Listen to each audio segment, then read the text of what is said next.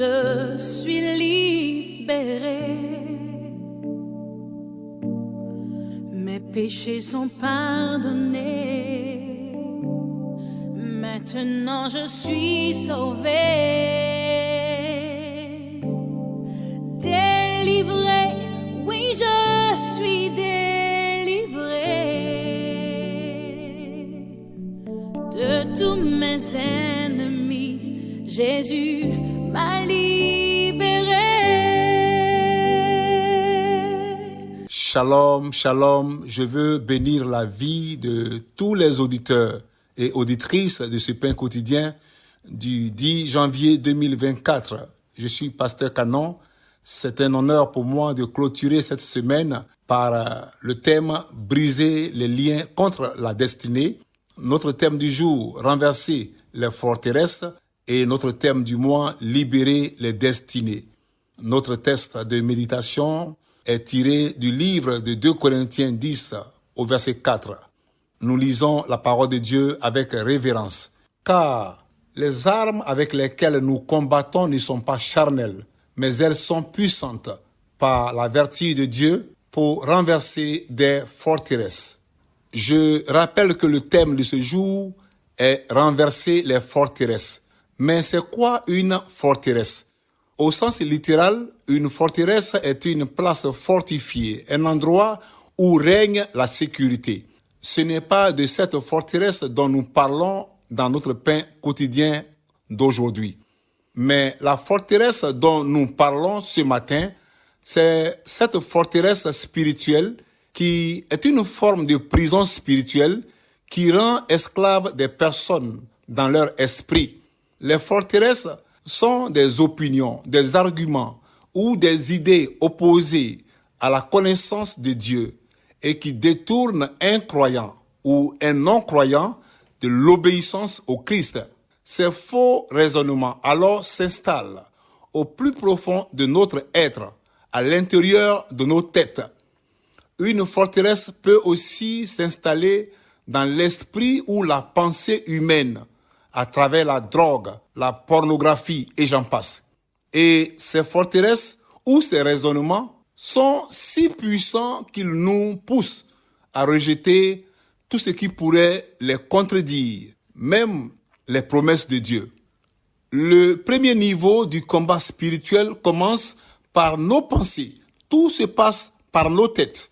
En réalité, notre ennemi, le diable, n'a plus d'autorité parce qu'il a été dépouillé à la croix. Il a été vaincu. Alors, pourquoi parle-t-on encore de combat spirituel? On parle de combat spirituel parce que le diable a trouvé d'autres stratégies.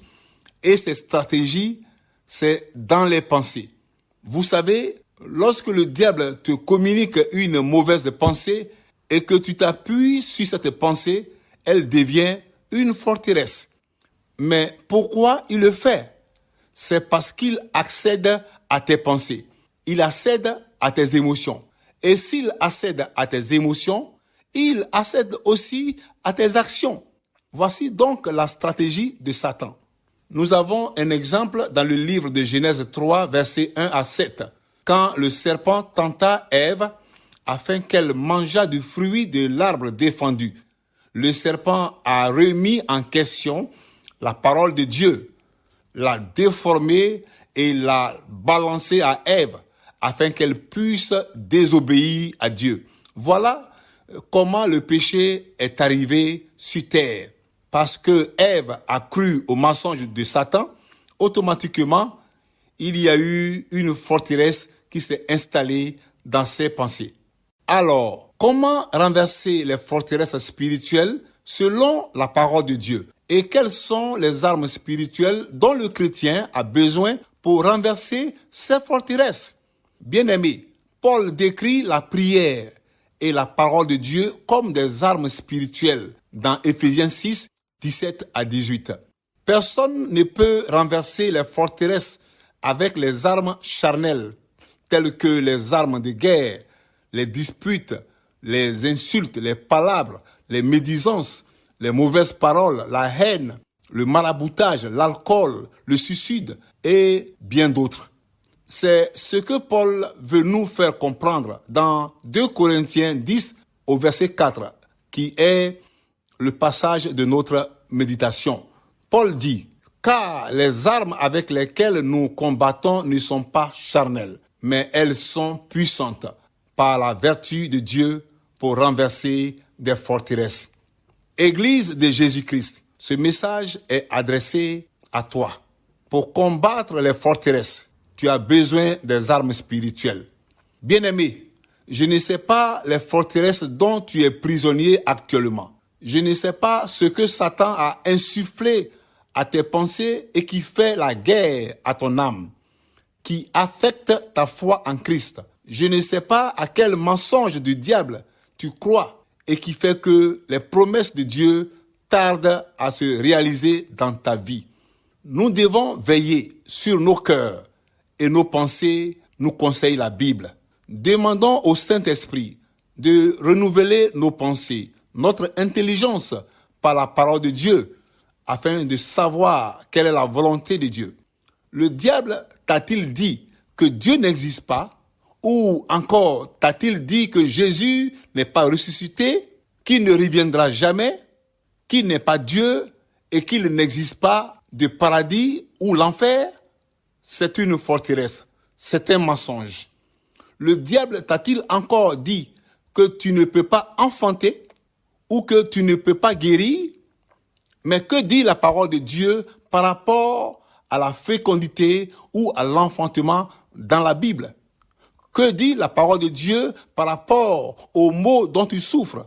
Que dit la parole de Dieu par rapport aux forteresses dont tu es prisonnier? Bien-aimé, à quoi tu penses et qui crée des forteresses dans tes pensées et qui influent tes émotions? Lorsque nous nous appuyons sur une fausse vérité, sur une pensée que l'ennemi va nous insuffler, sur un mensonge, du coup, ça devient une forteresse parce qu'on s'appuie sur cette chose-là. Philippiens 4, versets 8 à 9 nous dit, « Au reste, frères, que tout ce qui est vrai, tout ce qui est honorable, tout ce qui est juste, tout ce qui est pur, tout ce qui est aimable, tout ce qui mérite l'approbation, ce qui est vertueux et digne de louange, soit l'objet de vos pensées. » Bien que nous soyons de nouvelles créatures, créées par Dieu en Christ et délivrées de l'autorité de Satan, nous continuons à vivre dans un monde dominé par le diable. L'atmosphère autour de nous est remplie de puissances hostiles qui visent à détruire notre communion avec Dieu le Père et à nous rendre inutiles au service de notre Seigneur. Bien-aimé frère, tu as besoin des armes spirituelles ce matin pour renverser ces forteresses dans ta vie, pour renverser ces faux raisonnements et ramener toute pensée captive à l'obéissance de Christ. Et ces armes spirituelles que Dieu nous donne, c'est la lecture de la Bible qui est sa parole. C'est la méditation, c'est le jeûne, la prière, la repentance, la proclamation assidue de la parole de Dieu. Bien-aimés, nous nous souvenons dans Matthieu 4, 6 de comment Satan a tenté de tromper Jésus dans le désert à travers de faux enseignements afin de bâtir des forteresses dans ses pensées et l'amener à désobéir à Dieu.